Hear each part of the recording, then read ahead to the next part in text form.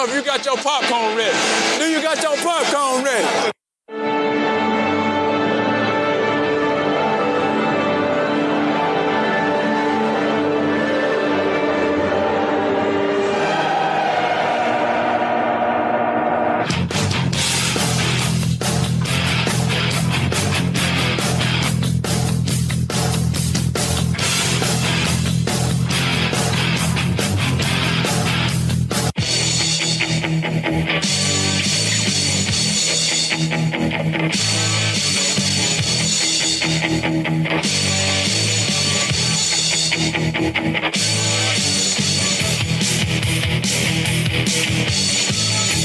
That's why these two guys here, these are the men I want as my friends. They're the new blood. Everyone, episode 52 is on the air. The Detroit Sports Podcast, ready to deliver great sports content in the city of Detroit. The Doc and Jock Show is ready, and we got a lot to kick off today because my cousin, Adam Strozinski, I am the Doc John Macaroon. What's up, cuz? Oh, not too much. Just living another day here in beautiful Michigan. Did you see that David Price game last night?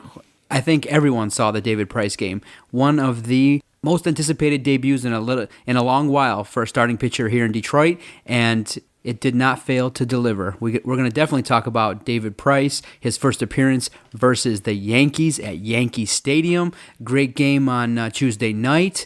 We're going to hit on some of the concerns regarding some players that are slumping right now. We're definitely, Doc and Jock, got to hit on the struggles of Alex Avila, J.D. Martinez. What role do their offensive woes play right now in terms of the Tigers' offense? As we can see, we're struggling a little bit to score a bunch of runs, and we're going to talk about that. Also, we got Chef Rob Wise on the line later on in the podcast. He's going to join us, give us his great sports insight. You can tell he's a very passionate sports fan, and he's down with all things Detroit. And we're going to hit on some key topics in regards to Detroit with Chef Rob later on, so stay tuned. And in the second half of the show, we're going to hit on some of the important topics that have hit nationally, as well as some topics that have made the news in regards to Detroit sports that Doc and Jock have to give their opinion on. You ready to kick this bad boy off, cuz? Dude, I've been waiting all day to do this, so let's get it started. David Price made his much-awaited debut versus the New York Yankees, and we got to see what we got. Oh my goodness. Everyone around town, the price is right. The price is right. Well, early on, it was a little difficult because gave up 3 runs in the first 5 innings, but we got to see what, if you paid attention, I watched 99% of that 4-hour game on Tuesday night, and I seen all of David Price's pitches. He showcases a great arsenal, cuz.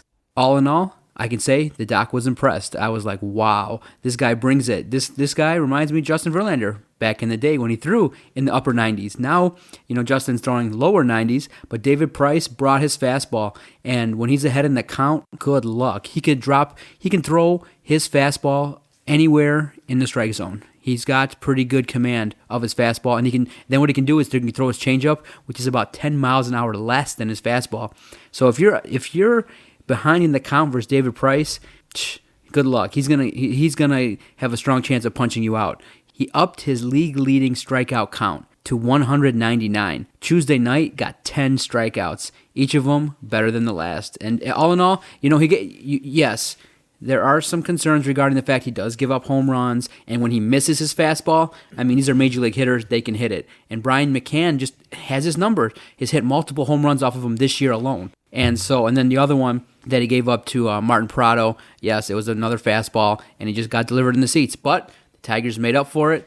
Great debut. Got the no decision, but he went 8 2/3. It's amazing. When's the last time we've seen a Detroit pitcher do that? And he can do that regularly. Yeah. In his last several starts, gone at least 7 innings, and still, in his last 13 starts, has not given up more than 3 earned runs. That's what we need. Give us strong innings, keep us away from the bullpen, and last night we got to see kind of the lineup and the bullpen that we're likely to see in the playoffs. My favorite part about the whole entire night was the fact that he challenges batters. He's not going to shy away from you. He's going to come right at you. He's going to throw his best stuff right down the middle of the plate, and he says, if you can get it, get it. But he comes right at you. He's not going to sit there and just try to get you to swing at stuff that's way outside. He's coming right for your jugular, and he's going to try to get you out. I think there's a huge question that needs to be asked now. Do we have our number one ace going into game one of the playoffs? I know the playoffs are a little bit of a ways away, but I think we all think that the Tigers are going to be there and the Tigers are going to make it. Is he now basically the ace of all aces? Because we have a staff with 3 Cy Young winners. He's one of them. Is he now the top dog on this pitching staff? I think so. I think you can make a great argument that he deserves to be that guy who goes out there, takes the ball on game one whenever the postseason takes place. I think he's the guy. I think he is now the hammer. He's the stopper. He is the guy that this rotation and that this team will now lean on. And just with that one debut, I think he cemented it. 8 2/3 is crazy. We haven't seen a pitcher go out and do that this entire year. I know Scherzer got a complete game, but he didn't look dominant like David Price. Don't sell Rick Porcello short with his back-to-back shutouts and complete games. Don't sell Ricky P short. Look, Ricky P's got good stuff, but not like David Price. David Price fanned 10 guys. You know what the name you call David Price? Box office. That's the guy you go pay to see. That's the guy that when he goes now and pitches at Comerica Park, he's going to draw fans. You got a guy that when he's pitching in other stadiums, he's going to draw attention because you just have to admire what the Tigers offer. You got Scherzer, Price, Verlander. Good Lord, 3 back-to-back Cy Young winners coming at you if you're in a 4-game series. So for the rest of the year, if the Tigers are coming to town, you're going to want to see it because you're going to be seeing premier elite talent in pitching. And so it lived up to the hype. I was a little concerned with all the home runs and the fact that his pitch count was up a little bit early, but the Yankees, they do that. The Yankees are one of those teams that can consistently elevate someone's pitch count because they take pitches, they foul them off, they're good in the count, and they also have a solid lineup for that ballpark that they play in. You got that short porch. You can sit there. If you just kind of turn on a pitch the right way, it's out of the ballpark. So they do a really good job developing that team around where they play. So when we got David Price, everyone was super excited. Like, what? We got the premier talent in the league? Wow, we got the premier guy. We got the guy that potentially, if Scherzer leaves, can step right in and we can continue on our pace. Some people, looked at it objectively and have said, you know what? David Price hasn't really shined in the playoffs. Now, you got to remember, he came up as a rookie, and in his second season, I believe, the Tampa Bay Rays won the World Series. And he was a pitcher, and he has a World Series ring. He has that experience. And now, I think he's going to want to prove that I'm the guy that can be the key addition and can bring the World Series here to Detroit. So all in all, it was a great trade, and you have to look at it like this. He didn't earn those numbers with Detroit, with the lineup and the MVP caliber talent that we got in our lineup. I just want to fast forward to October and see how we match up in the playoffs. I'm so excited to see what goes on, and it brings up a lot of interesting talking points in terms of the Tigers. I mean, which of these starting pitchers would you put in the bullpen in a shortened series like, the opening round of a series? You only use 3 pitchers. So who's the odd man out? Is it going to be Porcello? Is it going to be a guy like Justin Verlander? So it's going to be interesting to see in August and September who performs and who steps up, because now you got to earn your spot. It's going to be interesting to see, cuz right now, do you think David Price, is he the number 1 over Scherzer? He's my number 1. I got the way I would set this rotation up, if the postseason was a start today, the way I would set this rotation up is I would go David Price number 1, Max Scherzer number 2, Anibal Sanchez number 3, and then Rick Porcello. I'd have Verlander coming out of the bullpen. Verlander has the highest ERA on this starting rotation at a 4.66, and he's got the highest whip at 1.42. You got guys like David Price, who has a whip of 0.92, which is incredible. The guy can go 8 or 9 innings all the time, and he's got the lowest ERA on this staff right now. Then you got Max Scherzer, who's tied for the team with wins with 13, and he's got 171 strikeouts. He's got a 10K per 9 rate going on right now. Anibal Sanchez has a whip of 1.06, and then you've got Porcello, who is tied with Max Scherzer for wins on this team. And at certain points, Rick Porcello has looked like the most dominant pitcher on this staff. And Verlander just looks like he's just kind of out there just waiting in just the rockiest waters ever. I mean, the most concerning thing about Justin Verlander is the dramatic decrease in his K to 9. That guy was regularly right around 10, 11. He's now somewhere right around 6 strikeouts per 9 innings. That is ridiculous for a flamethrower like him that we're about to pay $28 million for. So I think you move him to the bullpen and you let him either be your long relief guy or you let him be, I don't know, your mid-inning guy, or if you need a guy who just can just throw fireballs, I think you have him come out of your bullpen, and I think you have him shut guys down if the playoffs were to start right now. Now, cause you got to look at it like this. Do the Tigers have the stones to put a guy who's potentially making $28 million and you potentially risk bruising his ego to the point Whatever, man. It's all about a World Series. At this point, I don't even care. I don't care who it is. If Babe Ruth was out there and you needed Babe Ruth to bat in the 9 spot, you're telling Babe Ruth you're going to bat in the 9 spot. I know you normally bat cleanup, but you're hitting 9th. It's all about winning a World Series. And Justin Verlander needs to put his ego aside and realize it's about the team. I'm tired of his bull crap where he sits there and he gets, it's all about me, it's all about this, it's all about me and Kate Upton. You know what? Whatever you do on your own time is your business, all right? But when it comes time for you to show up at the ballpark, get your mind right, go out there and win games. You're making a ton of money, and you are not living up to those standards. I don't know if you're injured. I'm not sure if you're still banged up from your surgery that you had.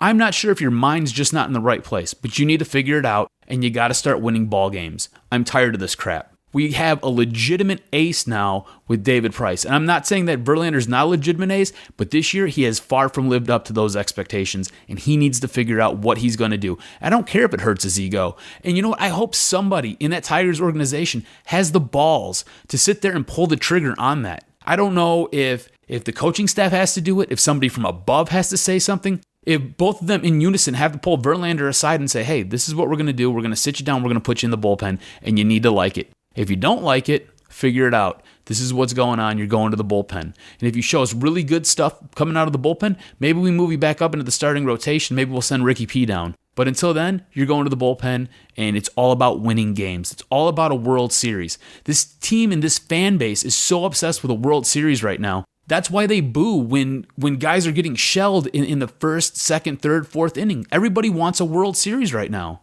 That's it. It's World Series or bust. And if Verlander's got too much pride to put that aside, then you know what? You're a shit teammate. I'm going to call it what it is. You're a really bad teammate. Now, what's likely to happen, I'm hoping, is that with the addition of a guy like David Price, the entire team, the entire starting rotation steps it up. And so a guy like David Price is a guy who's ultra competitive and is a guy that, with the tools that he has the ability to be his number one stuff, get guys out. And I think the guys like Scherzer, Sanchez, and Verlander are going to step up their game. In our Twitter mailbag, at Detroit Podcast, lots of fans have commented on the addition of David Price, one being John Panos, at John Panos 2. You know, he said, David Price has made our entire staff much better. And so I agree. A guy like David Price can come in, eat up innings, keep us away from that bullpen, and can, raise the game of the others. But now, if Justin Verlander is sent to the bullpen, I don't think that he's going to cause a stink in the locker room. I just think that maybe his ego will be bruised. But it's happened before. A guy like Tim Lincecum on a World Series team came in off the bullpen. And Lincecum was having a season very similar. Actually, it was a little bit worse than what Verlander's performing at right now. But Lincecum came off a really good season, performed really poorly. They moved him to the bullpen, and he was, he was a key piece in them winning that World Series. So if Tim Lincecum can do it, why can't Justin Verlander do it? And so, cuz, do you think David Price takes the mound game 1 of the playoffs? In my book, yes. The thing is, I don't know if this Tigers organization, as you put it, has the stones to be able to fit him in as your number one starter, as your ace of aces, because that's what this rotation is basically built around. They're all aces. So is he your top dog, and does he move into that number one spot? If I was the one who was running the team and I was the one who's sending out the scorecard, yeah, he'd be my number one guy. Game 1, it'd be David Price. Okay. Now, cuz, in the series versus Colorado and in the series now versus the Yankees, there's kind of been a trend in terms of the offense. It's kind of dipped a little bit in the last few games, and it's quite concerning in that you want to be able to kind of give the starters a chance to pitch without so much pressure. It's nice once in a while, put up a 6th spot, the guys can eat up innings, and there's not so much pressure. Right now, they're playing a lot of 2-1 games, a lot of 1-run ball games, and these pitchers are pitching in a lot of intense games right now in the middle of the season. The offense is key, and right now it's struggling. And so there's a couple players right now that we're going to key in on and talk about in terms of their offensive struggles and their place on the team. And so let's start off with prime suspect number 1. The player on the team that many fans out there have messaged us, have tweeted us, he's been the subject of a lot of debate on the airwaves in the newspaper, and that's Alex Avila. Alex Avila, come on down. Come on down and take your seat. Doc and Jock have some questions for you. You're a shit teammate. I'm going to call it what it is. You're a really bad teammate. You know, it's interesting in that Alex Avila has a knack when the heat in the kitchen is the hottest. Comes up with a great home run in a 12-inning game versus the Yankees. It's like he's always ducking. Just like it just always happens where his head's about to go to the guillotine and he just kind of ducks and pulls it back just at the nick of time, just as that blade's coming down to chop it off. But we got to talk about it because he peaked in 2011. Mm-hmm. Now, a lot of people are using He set the bar really high that year. It was not bad. He really bad. overachieved. In 2011, batted .295 with 19 home runs and 82 RBIs with an on-base percentage of .389. Since then, nowhere close. Numbers have dipped in each consecutive season, and this season he's bottomed out. 220, 8 home runs, and 31 RBIs with a .322 on-base percentage. Now, a lot of people are hanging their hat on when you ask about Alex Avila. Oh, he's a great defensive catcher. Okay, yes, he does have the ability to decrease the opponents from scoring runs by calling a good game. He has complete control of this staff. Everyone in the starting staff likes him, and he's got a lot of rapport with our pitchers. He's well respected as being a great defensive catcher. But at the same time, his offense is so depleting, is so awful, that he basically cannot hit left-handed pitchers right now. Basically, everyone that's out there in Tuesday night's game, he shouldn't have been able to hit that home run. Girardi should have just brought in a left-handed pitcher to pitch to Avila in that situation. Let's play manager here. Oh, you're Joe Girardi. Would you waste that bullet out of your bullpen? You mean you're saying for Alex Avila? You're saying you can just put anybody in and get him out? The odds are in your favor, but no. I mean, the odds are much more in your favor to put in a left-hander. He's hitting off. I agree with you. He's hitting off. Yes, I would do it. But the guy can't swing a baseball bat to save his life. I mean, you just said it. The heat in the kitchen was the hottest up until that home run. I mean, I was watching the game, and when he hit the home run, I looked at one of my buddies, and I was like, Avila just hit a home run. He was like, you're BSing me. There's no way. And I was like, yeah, he just hit his 8th home run. He was like, there's no way. He's like, that guy is a scrub. And I was like, he just hit a home run. And I sat there, I showed him, rewound the TV, showed him. He was like, get the hell out of here. Are you serious? And I was like, yeah. I mean, whenever the fire is the hottest, this guy seems to come up clutch. But the thing is, the kitchen was so hot. He had been on such a dry spell for so long. I really feel like you could have took somebody from the Little League World Series and threw him up there, and Avila wouldn't have got a hit off of him. What the hell is that about? So if I was Joe Girardi, I wouldn't have wasted a bullet for my bullpen, especially in a game that was going like that. That game had 16 innings written all over it. So why would you waste the bullet? Why would you do it? If you're a manager, you got to sit there and you got to play for the next inning. You play for the win, but you got to play for the next inning as well. So now, always when we evaluate talent and players, you always got to think, okay, who could replace Alex Avila? Is it going to be Brian Halladay?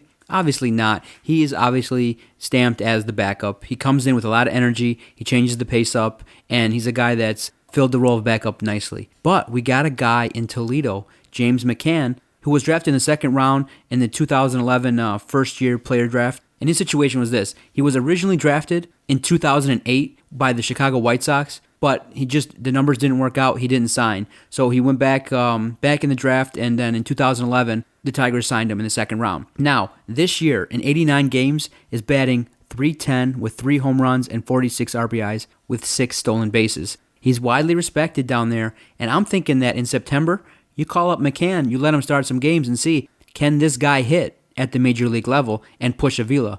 Because if Avila's numbers continue to slide, look what's happened. Even Osmus has decided to sit him some games. And so I think in September, it would behoove the Tigers to evaluate McCann and see what he can do with the staff and in terms of hitting major league pitches.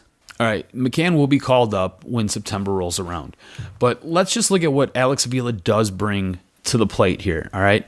We know that when he's at the plate to actually swing a baseball bat, he's not very good. He has one of the lower averages of a catcher in the major leagues. He's generally on all offensive categories. He's either bottom half or he's bottom quarter of MLB baseball. Defensively, however, the guy ranks in the top 3 of almost every single category. The guy this year has a fielding percentage of .995, which is unbelievable. I mean, this guy made one mistake basically the entire year thus far. He sits there, he's top 3 in throwing runners out, believe it or not, and I feel he has a noodle for an arm. I don't feel he has a very strong arm, but he's top 3 in throwing runners out at second. The guy calls a great game. He frames pitches well, which is important, especially with this staff. You've seen it with the game where Max Scherzer was kind of all over the plate going up against New York the other night. He was everywhere. And Avila does a really nice job of pulling that ball back, sliding it over just a little bit to get that strike call. On top of it, he calls a really good game, and this pitching staff feels really comfortable with him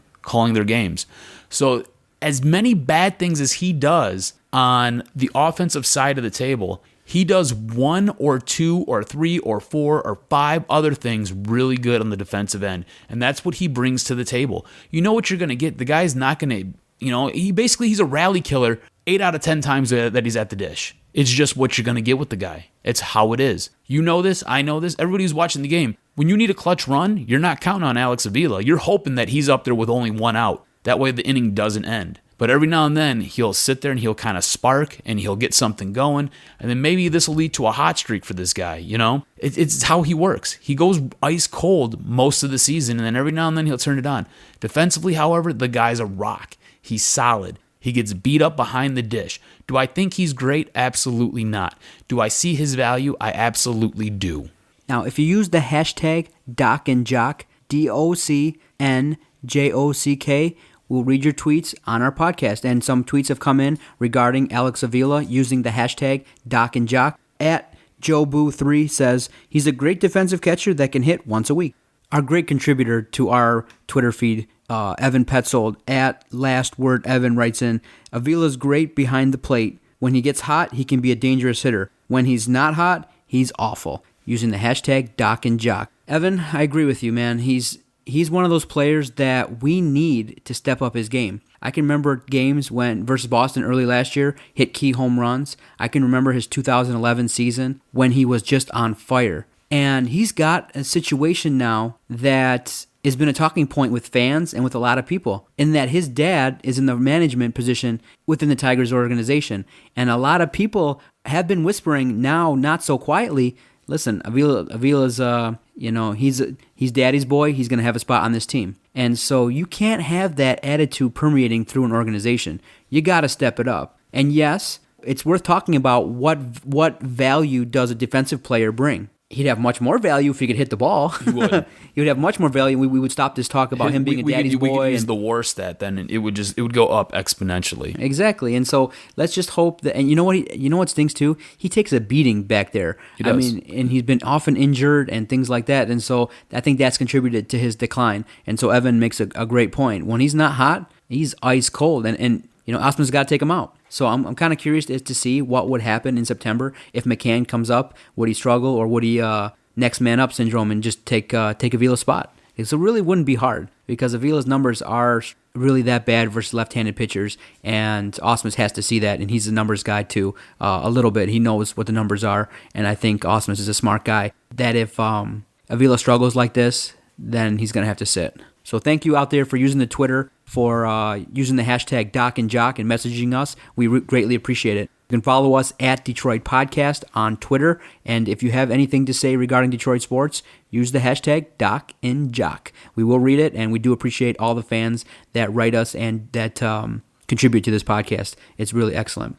Now, cuz another player that started off hot that's just struggling mightily. This series versus the Yankees, JD Martinez has been brutal. He is an interesting player coming out of Houston. He was hot in the minor leagues with the Houston organization, and they brought him up, and he continued in his first season with them, put up some numbers, but then he just couldn't keep it up, and Houston tried to work with him. They tried, and then he got cut. And so the Tigers brought him in March of 2014, and they put him in the minors, and he tore it up again in the minors. He had a great batting average with a lot of home runs and was on fire in the minors, to the point that he was brought up. And in the first half of the season, was on fire. But then he became victim of something that happens sometimes to players. The All-Star break hit, and he's written in the papers that he feels like right now his swing is out of sync. He just doesn't feel the same way as he did before the All-Star game. And right now, JD Martinez, in his last 10 games, he's batting .229, has gone 8 of 35 with only 2 home runs, 4 RBIs with 9 Ks. And so Tuesday's game was evident. You could see his swings weren't that great. Karuta had him off balance on a lot of pitches, and he just grounded out. So what's your take so far right now on JD Martinez? Do you think he'll pull this out, or is the hot streak over for our man JD Martinez? All right, let's look at JD Martinez. Let's look at what he is for his career. For his career, he's a 260 hitter, okay? He had, like you said, he struggled in Houston. He struggled, came up here, and he got really hot beginning of the year. And he was hitting well above 300. Currently, he's still above 300. He's hitting right around 311. He has a solid on base, is about 353. His last 7 days of hitting, he's hitting about 280. I think that's where he's going to end up when everything is said and done. I think he's right around a 280 hitter. I don't think he's this great magical piece that they found and that they can plug in and that he's going to deliver a 300 batting average all the way through his career. I think he's a little bit of both. He's a little bit of what his career statistic is at 260, and he's a little bit of that hot start that he had this season. So I think he's a 280 hitter. I think that's where he's going to wrap up the year. I think he's going to, you said it yourself. I mean, he started out scorching hot. Like, he was tearing the cover off the ball. And we both know baseball is one of those games where everything just kind of, you play it long enough, it all just kind of averages out. So whether you're going to be really, really good or you're going to be really, really bad, in the end, you're going to know exactly what you are. There's 162 games to play. So I think when all is said and done, he's going to go cold. He's going to be ice cold for a while. And he's going to average out probably right near 280, maybe 285, 290. Don't count on him to be that 300 hitter that you were looking at in the beginning of the year. And it's going to be important come playoff time that Miguel Cabrera and Victor Martinez aren't the only guys hitting. And so when Torrey Hunter got hit, a lot of people felt that this could be a big loss because now an issue that has come up with the David Price trade is depth. And so if you think about it, cuz, we're starting a couple rookies. And in a season where we're expected to win the World Series, we may be counting on some younger players to step up and do some big things come the postseason. A guy that may have to step it up to be a key factor to protect Miguel Cabrera and Victor Martinez is JD Martinez. He's going to be probably called upon to do some things, and I don't know if just being a 280 batter is good enough. I think that we need the guy that came out lightning on fire to be the guy that if they pitch around Martinez and Cabrera, that can do some damage. And he came out on fire. Now, you got to remember, he didn't just come out in his he's tweaked his swing. He's done a lot of work with the staff here in Detroit, and we have to give credit to Wally Joyner. A lot of credit's got to be given to a guy that was a proven hitter throughout his major league career, and he's come in now and done some work with our guys and helped turn things around. But we can't have 4 or 5 holes in your lineup. That's going to cause a lot of problem. That's going to cause a lot of tension come playoff time if we're not scoring runs. A lot of 1-0, 2-1 games. I don't know if my little heart can take it. I think he tweaks his swing, and I think he gets everything kind of rectified. I don't think he'll be that 300 hitter. I really don't. But I think he's going to give you some production, and that's what you need, especially the bottom of the year lineup. You need some production. You don't need these guys to be great. I think he'll give you some production, though, and I think he'll help take some of that pressure off guys like Miguel Cabrera, Victor Martinez, Ian Kinsler, guys at the top of the lineup. I think he'll alleviate some of that pressure. What really sucks is that you traded away a guy like Austin Jackson, who at certain points this season was hot and was your 5th, 6th best bat on your team. You don't have that anymore. You didn't get anything to replace that. So how do you now facilitate those runs that aren't there? That's the question. Does that become a bigger burden now for Cabrera, for Martinez, for Kinsler? Does JD Martinez step up and take kind of a leadership role and say, hey, I'll take on some of that and I'll try to get you guys some of those runs that Jackson was producing? It's going to be one of those types of situations, and it'll all figure itself out before we head into the playoffs. Well, cuz, let's take a break, and after the break, we're going to get the opinions of Chef Rob Wise. He's one of the co-hosts of the Gridiron and Chef radio program. He's got a lot of great insight, and we'll get his insights regarding the Detroit Tigers after the break. Stay tuned. I'm Megan McCormick out here in Fox Sports LA, and when I'm not sitting out in the sun, I'm listening to the Detroit Sports Podcast.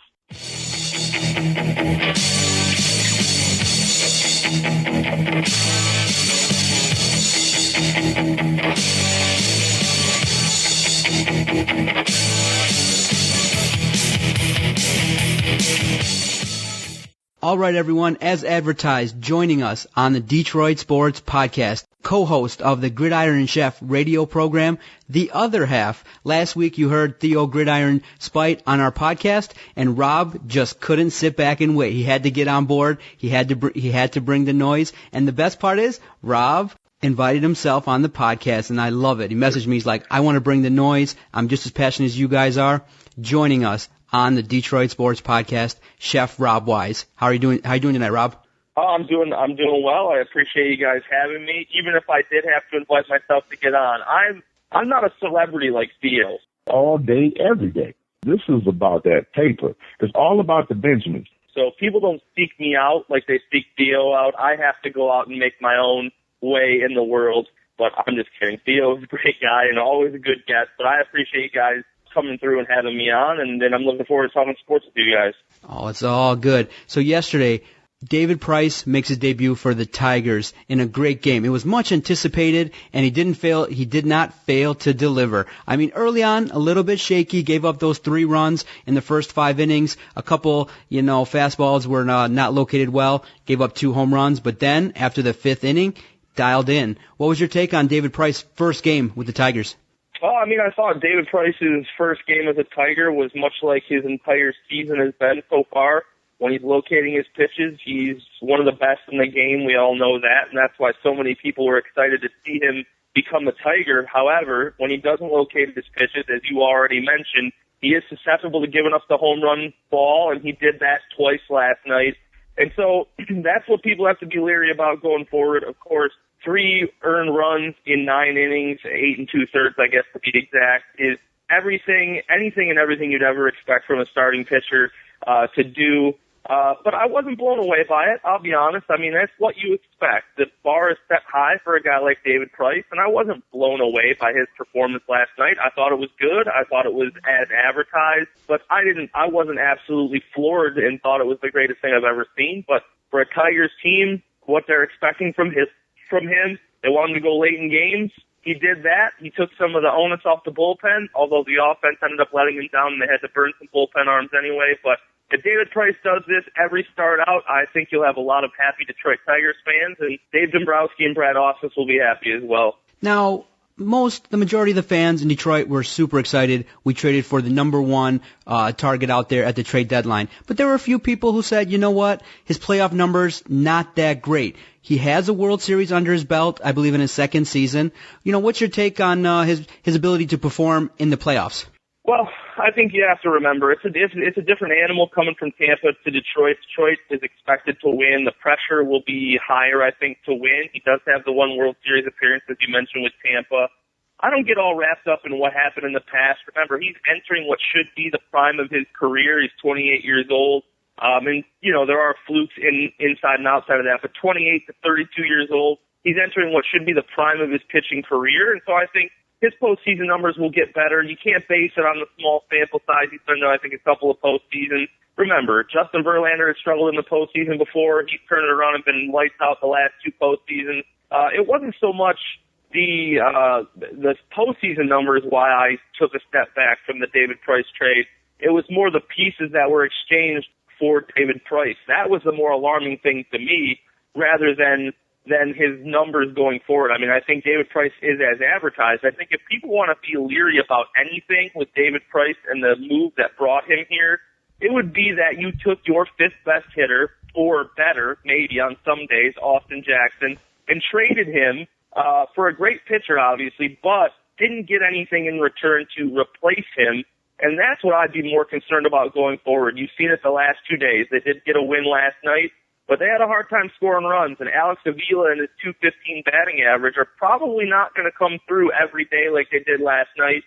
So that's the more concerning thing to me. The last 2 games, they've struggled to score runs, and they had to go to extra innings to win the game last night. So it wouldn't be David Price's playoff numbers I'd be concerned about. It would be who's going to hit in the playoffs, and is this team powerful enough on offense to get the job done going forward. And then you said it yourself, the majority of fans, Adam and I talk back and forth, can this team stay healthy? And you saw last night, Torrey Hunter gets plunked. Now we're lucky, only a bruised hand. And you had messaged out that you had felt that if Torrey Hunter was injured for a long time, that would be a big problem. Can you explain further those thoughts? Well, yeah, of course. Look, John, you and I both know the fact is that this team is also not very deep anymore. Now they've got a lot of people they can shuffle in and out of the outfield, but we're not talking about all-stars that they're bringing in and out here. Remember, Ezekiel Carrera, I've seen everybody be all over this guy's bandwagon because he made a great catch in the outfield and whatever, but a lot of people were and it's because of selective information that was released about him. A lot of people thought he was a rookie, never played a game in the major league before, but that's not the case. I mean, the guy's got close to 400 career at bats. He's like a 240 career hitter. He's not exactly lighting the world on fire. This is his third major league team. I mean, he is just a rotational type guy. He's having a good season at AAA, but remember, he's been in professional baseball for 5+ years now. So it's a little bit different to look at a guy like that and say this is the savior. They're not very deep in the outfield. Rajay Davis has played well this season, probably a little bit above his head. JD Martinez has done the same.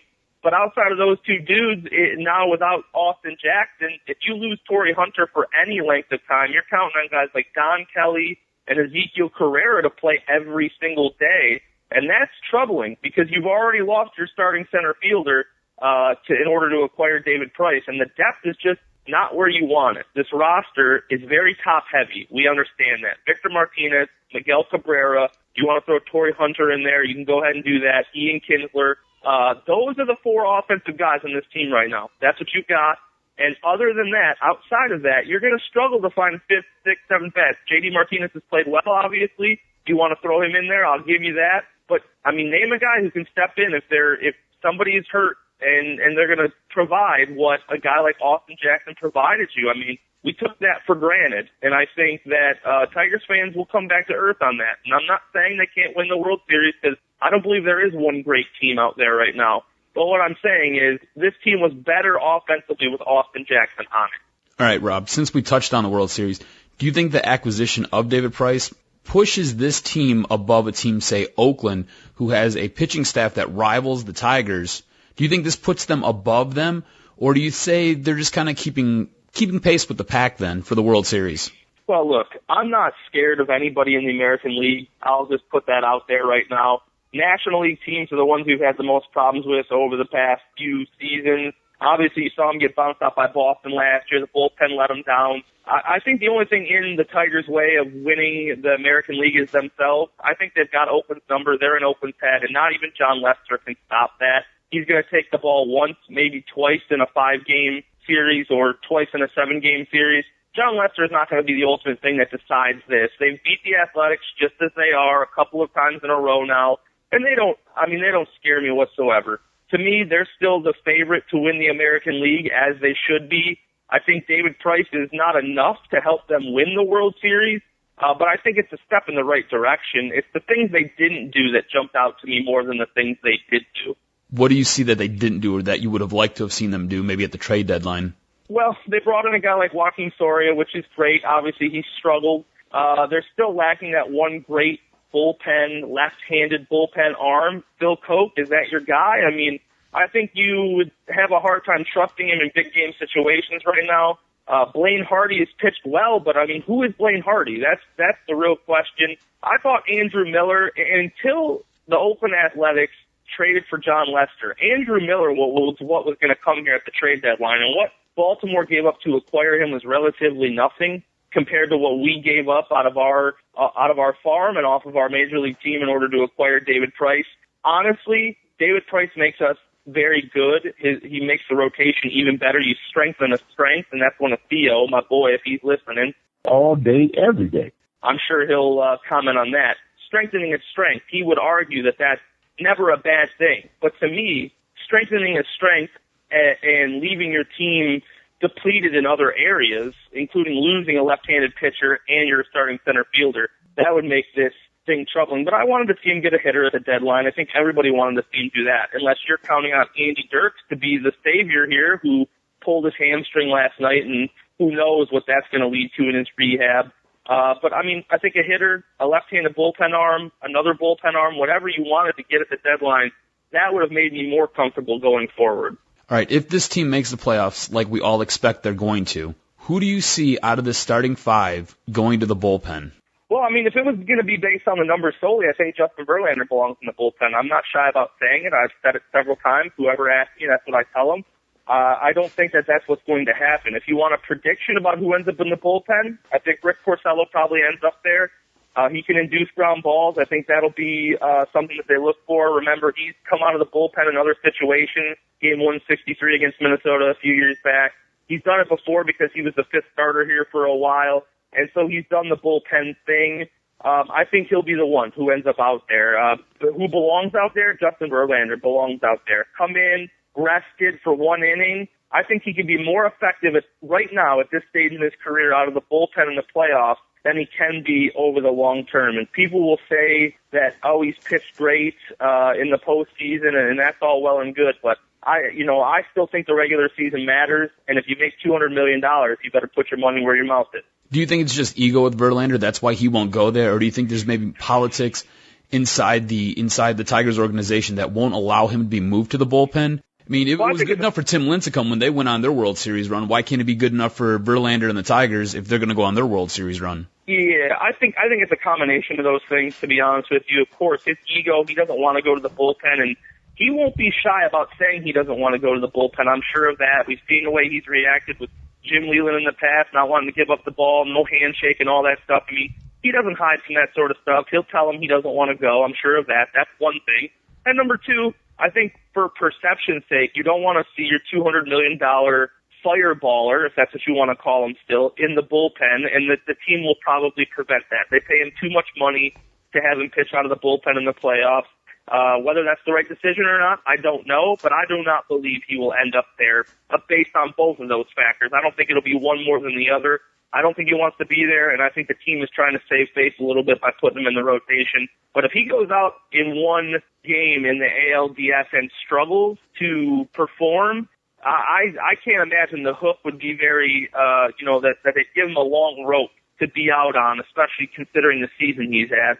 Now, Rob, I'm curious to get your opinion on one of the polarizing figures on the team right now. It kind of always seems like there's always one player who's struggling, who draws the ire of the fans here in Detroit. And I'm sure you know who I'm talking about, and that's Alex Avila. Now, I thought you were talking about Miguel Cabrera. Now, Rob, Alex Avila peaked in 2011, and since then his batting average has significantly dipped. Right now he's batting .220 with 8 home runs and 31 RBIs. He's near the bottom in terms of offensive numbers, and it seems like, he has the respect of the players, the pitching staff, and from time to time in clutch situations, he gets that key home run to kind of take the pressure off. But if you look at the big picture, kind of in my opinion, there may be room for improvement in the catcher spot. What's your take? Oh, I'm 100% with you. You're not going to hear any argument from me. You're looking at a guy whose career high in average, like you said, in 2011 was 295. He only played 29 games. In 2009, he hit 279.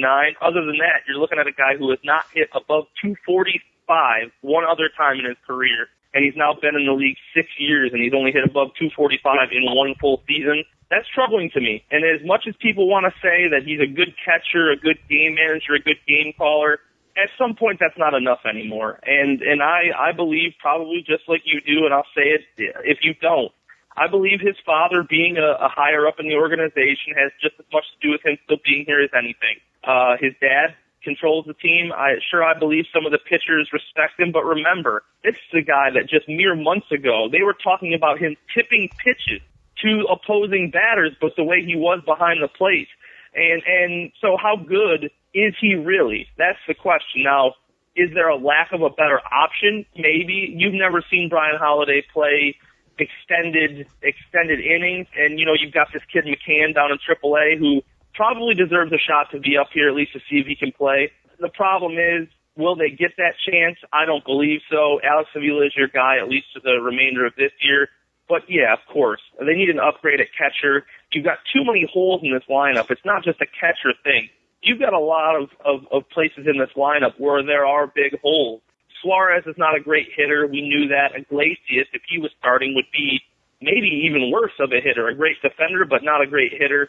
We know that. Alex Avila, not a good hitter. Rajai Davis, typically over his career, not a great hitter. Torrey Hunter's had a down year, not having a great year at the plate. He's come back mightily in the last couple of months. But, he's on the downside of his career. A lot of holes here. JD Martinez is playing out of his mind right now. Now you've got Carrera in center field, maybe some days, who's a 240 career hitter. The problem is you got to plug some of those holes at some point, and that's what I'm most worried about going forward this year. But yeah, Alex Avila takes the cake. To me, he's like Brandon Inge 2.0. He is just under my skin so much. I just think he's more likable to me than Brandon Inge was. I always thought Brandon wasn't much of a team player. I don't see Alex in that same light. but I do think the whole Alex Avila experiment behind the plate has run its course, yeah. Rob, don't you think, though, that Alex Avila being basically top 3 in all of the defensive categories for a catcher, don't you think that contributes to either taking runs away or helping this team win games? I mean, I'm not the biggest Alex Avila fan either, but I think there are certain things that he does that he helps this team win games. He doesn't necessarily contribute on the scoreboard with the Tigers' runs, but he sits there and I think he takes a few runs away per game. Right, but you could also look at it on the flip side, and I could play devil's advocate, and I appreciate the question because I think it is a good question. How much merit do you put into defense? And I think when you build your team, there are positions where you can base those things just on defense. You say, okay, we can take a little less average and a few more strikeouts here if we have a great defender. Shortstop is one of those positions. You see that with Iglesias. Ozzie Smith that was his bread and butter in the league. He was a great defender, not a great hitter, and he's in the Hall of Fame. You see that happen. The deal is this. I could sit on the other side and say, how many runs has he cost them, and how many situations has he not come through in, or not moved the runner over, or not gotten a base hit in a key situation, or not hit a home run? He struck out 105 times in 88 games this year. He struck out 112 times in 102 games last year, which means he's far and above that pace so far this year. Yeah, I think he's a good defensive catcher. I think catching numbers sometimes skewed with the way that they are because it depends on how many guys run against you, how many guys do this, and I get all that. Do I think that this team would start losing games if Brian Holiday was catching instead of Alex Avila? No, I do not. Okay, Rob, let's get you out of here on this. All of us expect the Tigers to make a deep run in the playoffs to try to earn the first World Series win since 1984. But should they fall short of expectations and not win the World Series, do you make one more run with this group, or do you see major shakeups should they fall short of their goals? Well, I think with the David Price acquisition, they kind of told the fans they're in it for one more year if they don't win it this year, because you look at it, it's two completely separate situations now. You were going to have Max Scherzer walking away. You still got David Price. Starting rotation is still very good. You're still going to have Sanchez, Verlander, Price, and Rick Porcello, who's having a career year this year. So you'll have to find a fifth starter. Maybe Robbie Ray is ready. Maybe one of these other kids at AAA is ready. But remember, fifth starters are good for what they're good for. If they pitch 500, which Rick Porcello did throughout his young career, they'll be in great shape. Offensively, I think they still make a run. You're going to have to re-sign Victor Martinez. I don't know why you wouldn't at this point. A little surprised they haven't made a play to do that yet. He's had such an incredible year. Torrey can walk. I'm sure he probably will. You count on JD to come back. You count on Rajay, hopefully to come back next year. Castellanos, another year under his belt will be good. You've got a decision to make with Suarez and Iglesias at short, and you've got Ian Kinsler under contract. Catcher is a bit of a question mark, but you've got all the pieces. Nobody's going anywhere. I don't think they can blow this thing up. They could let Victor walk. They can let Torrey walk, but really the rest of the pieces are kind of in place where they are now. So I expect them, if they fall short this year, to give it one more run. I think they should, and then they'll have some decisions to make after the following year. But, so much is up in the air. A lot of people will say, who's really running the team right now? Is it Mike Ilitch or is it his son? And I think after the season's over, if they don't win the World Series, you'll be able to tell who's running this team for real. If Chris Ilitch is all about cutting a little bit of money, saving a little bit, trying to put a more economically friendly team on the field, Mike Ilitch is a win-at-all-cost guy at his age, and if they're really trying to win one for him, they'll go out and spend some money and try to win it. But I expect them to make one more run if they fall short this year. But let me just say this. Before the season started, I picked the Tigers to win the World Series, and it wasn't a homer thing because I think Theo will tell you I'm the farthest thing from a homer, and all my comments have been so negative. Now I kind of feel bad. But the deal is, I don't back down from that. I still think the Tigers are going to win the World Series. I don't think there is a team that matches up against them in the playoffs still. I believe they're going to win the World Series still. I think they're the best team in baseball, especially now with the rotation the way that they have it.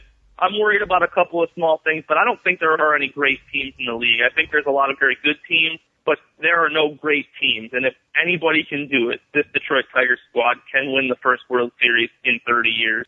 We've been talking with Chef Rob from the Gridiron and the Chef radio program. Rob, thank you again for your time. Let everyone know who listens to our podcast where they can follow you on Facebook and Twitter and things like that. Yeah, you can follow me on Twitter at Chef Rob Wise. Also the same on Facebook. If you want to follow Gridiron and I, it's at Gridiron and Chef. And you can check out our website, gridironandthechef.com. We appreciate your time. You're welcome here anytime, man. Thank you very much.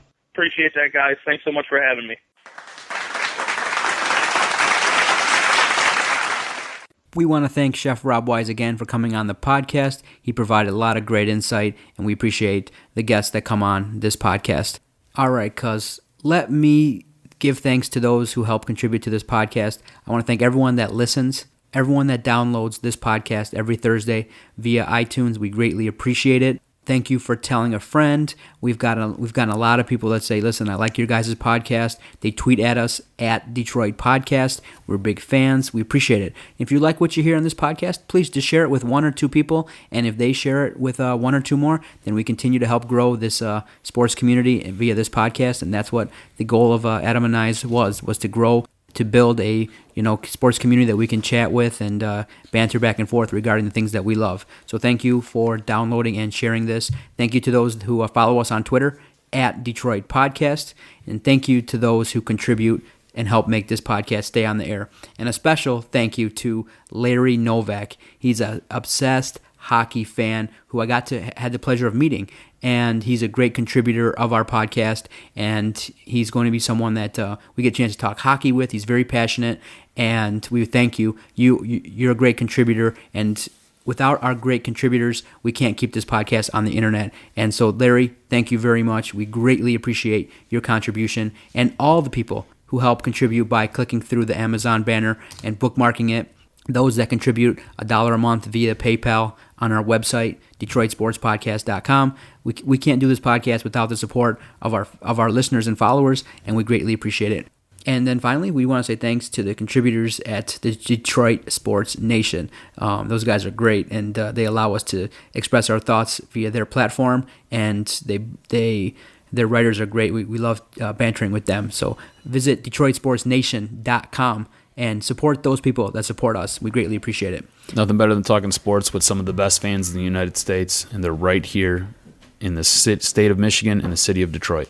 Yep, thanks again, Detroit Sports Nation. You can find them on Facebook. Cuz, you ready for another great edition of Jock Jams? Yes, sir. And with Jock Jams and with Doctors in Session, we hit on national topics, we hit on key Detroit sports topics. So for those that are new to the podcast, the Jock is very passionate, has a lot of sports insight, and he's ready to answer some questions from the one and only Doc. I like how you build this up for me. This guy's a genius. Listen, man, our downloads are up, and people say, I like that Doc guy. A little bit less of the Jock would make the show a little better. But I say, listen, no, he's an acquired taste. Give him 2 weeks, he'll grow on you. He's a lovable character. I'm like a fungus. Give me 2 weeks, I'll grow on you. Yep, give him 2 weeks, he'll grow on you. He's the Jock is someone who's very passionate, very knowledgeable, and he brings the noise, and that's why we have him here on the Doc and Jock show. Cuz, you ready for question number 1? Yes, sir. Hard hitting all the way.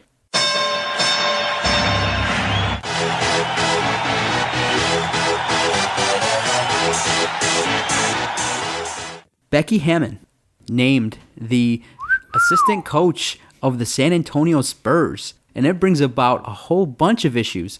Right away, people are delving in. Who is this? Who is this girl? What is she about? What does she do?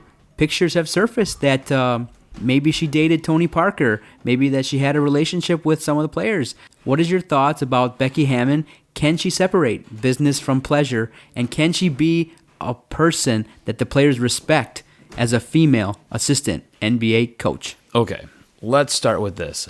I don't think she dated Tony Parker. I did a little bit of research, and it turns out she's just really good friends with the Spurs captains, Tony Parker and Tim Duncan. Really good friends, like in dating massage? What do you mean? Dating massage. What do you mean really good friends? Like non-committal?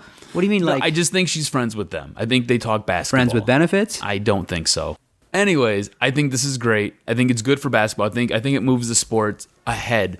You now have a woman in charge of the NBA PA. So you have a woman in charge of the Basketball League's Player Association, which is outstanding, and she sounds like she's doing a great job or has a great head on her shoulders for what she's about to undertake.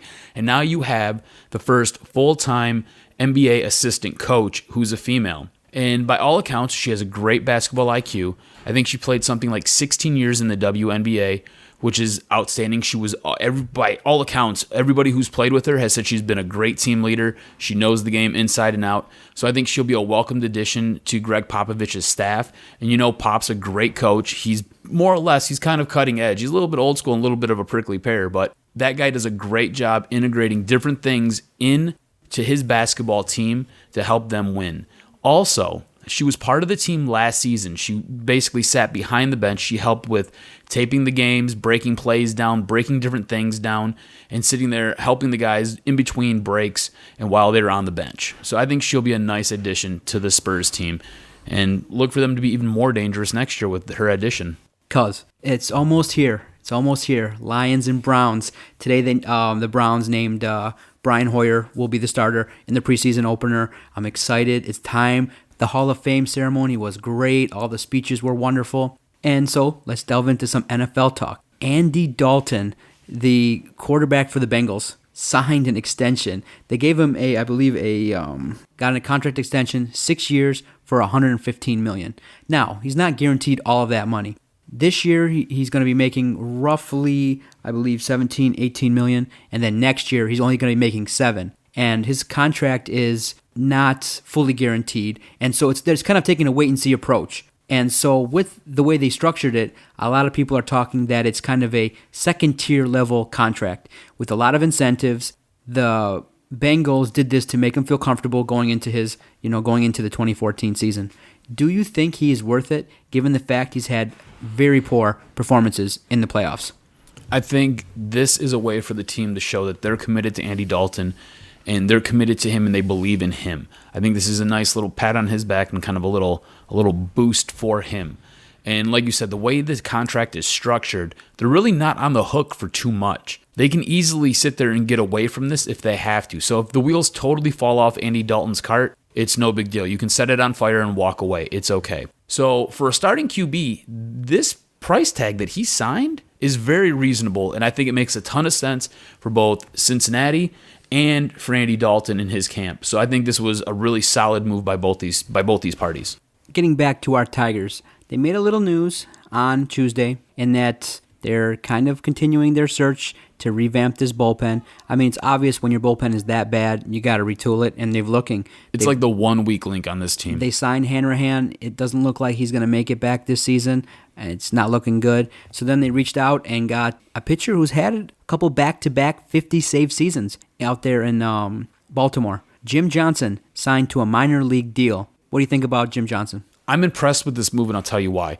It's one of those moves that are kind of underneath the radar. He's had a really bad season this year. Disaster. I think his ERA is something like 14 or 17. It's something silly. It's outrageous. But it's kind of an under-the-radar move because they didn't give up anything to get this guy. This guy shows that he has talent. He basically has 4 pitches. He's got a sinker, he's got a mid-90s fastball, he's got a mid-80s curveball, and then he's got a changeup. So that's a nice little arsenal to have for somebody coming out of your bullpen. And I think this is another insurance policy in case Joe Nathan decides to set himself on fire, and in case Joakim Soria is possibly hurt. There is speculation that he might be injured, and that's why he's had a couple bad games. I know the other night he got the win, and Nathan got the save, and that looks really good for that bullpen. But there are still concerns with that back half of the bullpen. You know what you got with Jabba, and that looks really good. After Jabba, it's kind of a coin flip, and you're not really sure what you're going to get. So if this guy can pull it together in the minor leagues, he's a 2-time AL and MLB saves leader in 2012, 2013, so he's not too far removed from being a dominant closer. If he can pull it together, I think you have another great piece to move forward. The issue might be is this team has 3 giant question marks, and they're all closers. That might be the issue. So is Jim Johnson the guy that serves up the meatball to potentially Albert Pujols or Mike Trout? I don't think so. Here's the thing. I don't think they're going to put him in a position to fail. If he can't get it right in the minor leagues, there's no reason he's going to be brought up because you're not going to pay him. So I think he's going to have to be tried, tested, and true down in Toledo before he ever makes a Tigers debut. And I think when he makes a Tigers debut, I think maybe a change of scenery is good. I mean, you've seen what he did in Baltimore a few years ago. He looked really good. He was very dominant. I remember watching him in games against, I think they played the playoffs game against New York, and there were certain games where I just watched him. I was like, wow, that guy's really talented. I wish we had a closer like that. And there were other games during the regular season of that 2013 campaign where I was like, wow, this guy is lights out.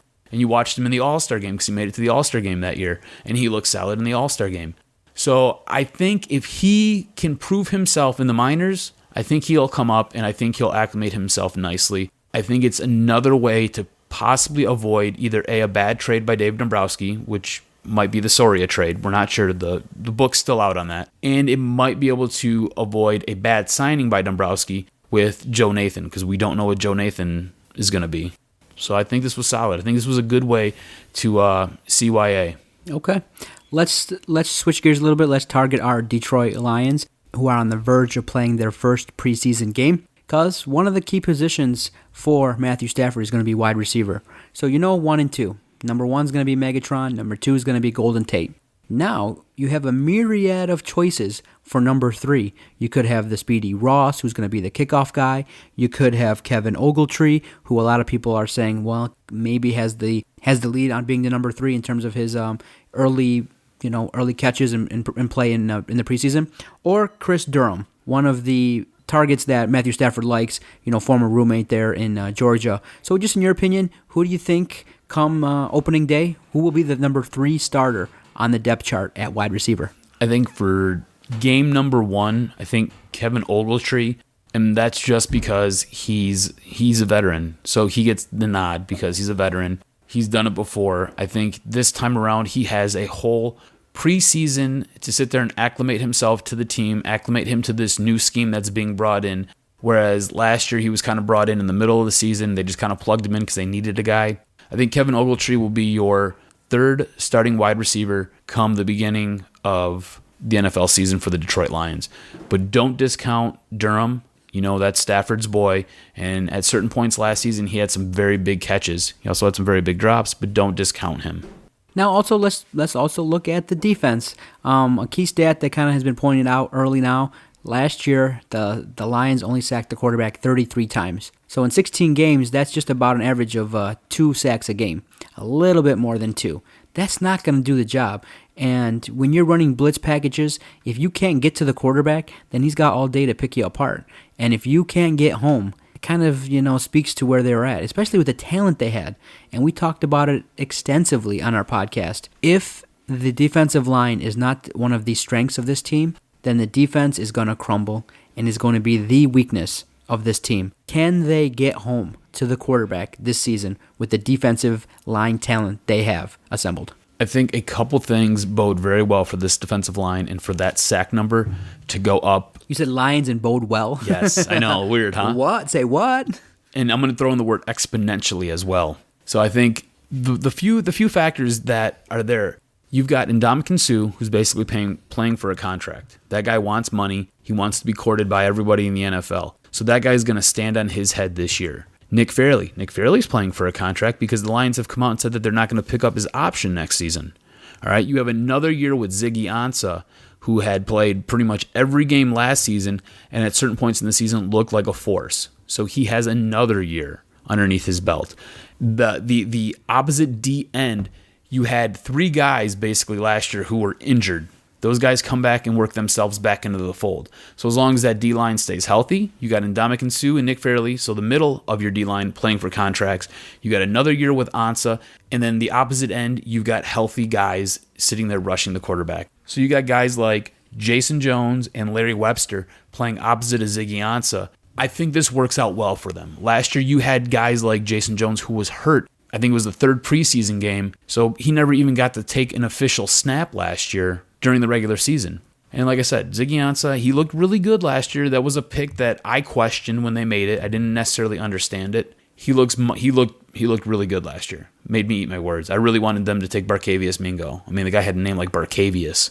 Just sounds like he would eat your face. So I think this D-line, I think it'll work out. I think those numbers go up. I think you could possibly be thinking maybe somewhere close to 50 sacks next year. You want to bet? You want to bet a pitcher of beer? Pitcher beer or 50 or over? Let's do this. Let's do this. How about we set it at 45? I'm not trying to backtrack, but we set it at 45. All right. If they come up short, I mean that's basically what? It's 12 more sacks. It's basically one more every game. Yeah, I'll go under. I'll go under pitcher beer. All right, you can go under for pitcher beer. Yeah, 45 or under. 45. All right, and 45 and above. 45 if they hit and 45, above, it's a push. Yeah, 45 is a push. 45 Right. and up. Oh, yeah, but you'll be buying me some Coors Light. I can't wait. That's cool with me, man. It's all good. Jock thinks that the Lions are going to get home 45 times on the quarterback when last year they got 33. That's kind of, I mean, I'm thinking it could be right at 40, maybe 38 to 40 sacks. You know what the best part about football season is? New defensive coordinator, man. Come on. You know what the best part about football season is? What's that? The true degenerate in both of us comes out during football season. Of course we we're gonna bet gamble on it up. everything when it comes to football. That's right. Stay tuned. Episode 53, we're going to have our fantasy experts and start talking some fantasy football, baby. Our money's coming out of our pockets. We're doing fantasy football. Can't wait. We're such degenerates. So preseason game 1 for the Lions. Please just avoid injury. Let's just whatever. It's against the Browns. And one thing too.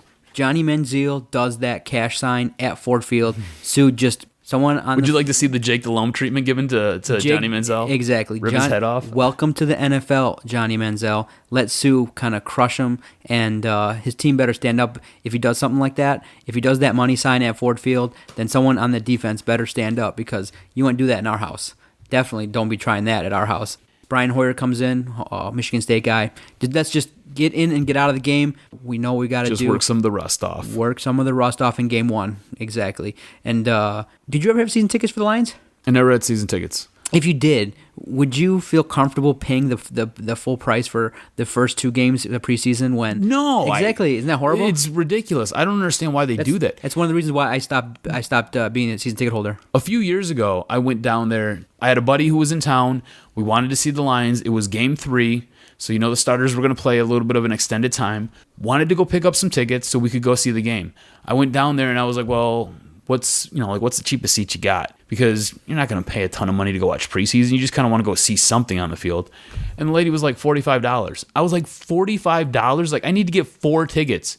Like, $45? Like, this is the preseason. She's like, yeah. And I was like, $45. That's your cheapest seat you have. So, like, basically, I'm sitting in the kids zone, so you can't swear and you can't drink. And I'm like, why am I going to give you $45 for the preseason? I looked at her and I was like, you can go fly a kite. I'll just watch this at home. I have a big screen TV. It'll work out. It'll be okay. It didn't make any sense. I don't understand why they charge you full price for preseason games. You don't get to see the full extent of the talent.